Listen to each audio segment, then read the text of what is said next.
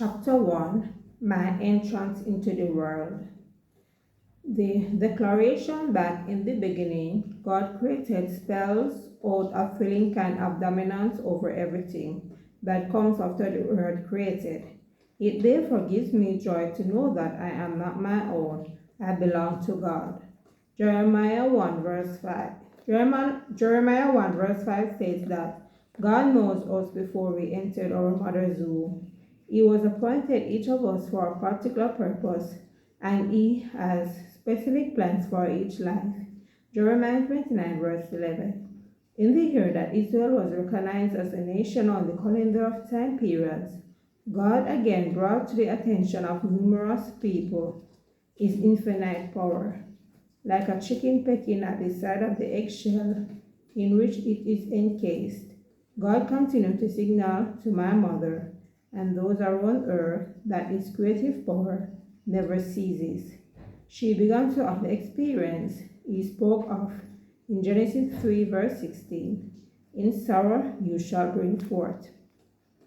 He spoke to my mother's pregnant uterus and gave orders to usher me to the outside world to manipulate my actions and lead me from the comfort zone of security in my mother's womb.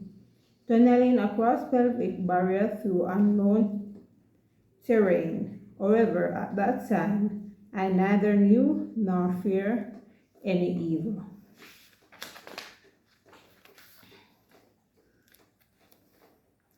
He led me and delivered me to the world, where He would later prepare a table before me in the presence of my enemies. Psalms 23 verse 5. Scripture says that unless you become as a little child, you cannot enter the kingdom of heaven. St. Matthew 18 verse 3. Being the lost child of my mother and the only daughter of my father, I was named precious. In the process of time, God would have it that my dad will relinquish all his responsibilities to a man I grew to know, love, and trust. Papa G, as he was affectionately called, became my mom's husband when I was 3 years old.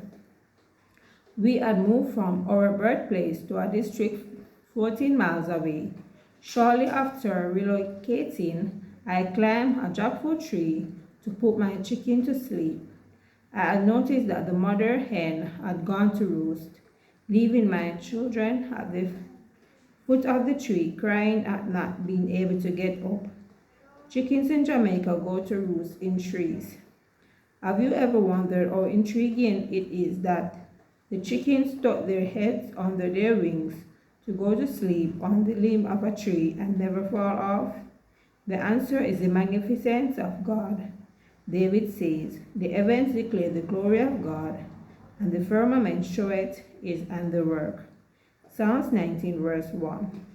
In my effort to have the chicken, I slipped, and on my way down was hooked up on a barbed wire fence, lacerating the distal third of my left thigh, and subsequently receiving 13 sutures at a nearby hospital.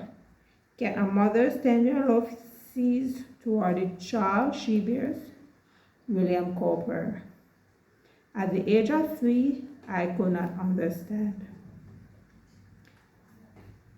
Reflection. How many times have we tried to be the good Samaritan and end up physically and or emotionally hurt in the process? Despite the loss we may encounter, we cannot stop, for that's just a part of our purpose, our reason for being here.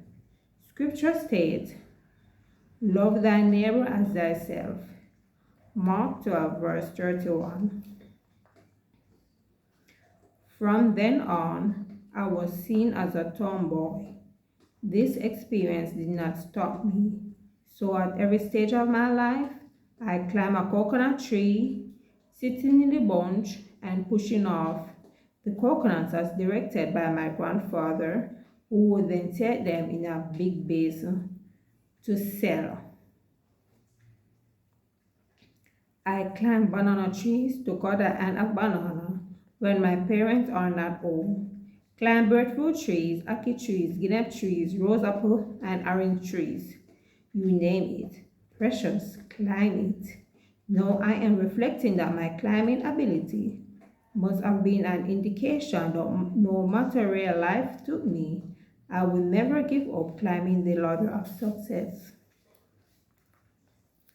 You can only reach the summit if you are determined to keep climbing.